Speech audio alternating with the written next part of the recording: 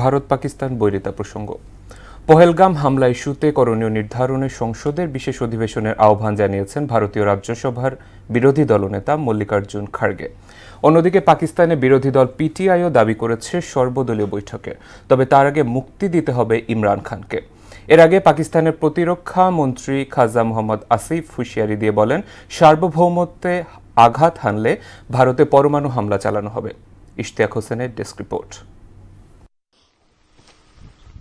পহেলগাম হামলার পর চরম তিক্ততায় পৌঁছেছে ভারত পাকিস্তান সম্পর্ক। পাল্টাপাল্টি হুমকির পাশাপাশি দুদেশের সেনাদের মধ্যে সীমান্তে প্রতিনিয়ত চলছে গোলাগুলি। সোমবার রাতেও সীমান্তের নিয়ন্ত্রণ রেখা বরাবর বন্দুকযুদ্ধে লিপ্ত হয় দুপক্ষ, যদিও এতে হতাহতের কোনো খবর মেলেনি।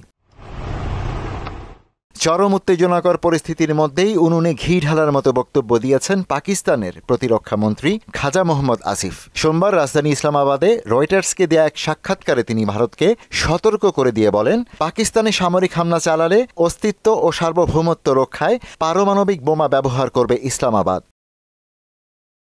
এদিকে আবারও সন্ত্রাসীর হামলার আশঙ্কায় জম্মু ও কাশ্মীরের ৪৮টি পর্যটন কেন্দ্র বন্ধ ঘোষণা করেছে রাজ্য সরকার। ওইসব এলাকায় বাড়ানো হয়েছে নিরাপত্তা। উদ্ভূত পরিস্থিতিতে করণীয় নির্ধারণে বিশেষ সংসদ অধিবেশনের আহ্বান জানিয়েছেন কংগ্রেস সভাপতি এবং রাজ্যসভার বিরোধী দলনেতা মল্লিকার্জুন খার্গে। পাশাপাশি পাকিস্তানের উস্কানিতে পা না দিয়ে প্রধানমন্ত্রী নরেন্দ্র মোদীকে ধৈর্য ধরার আহ্বানও জানিয়েছেন তিনি।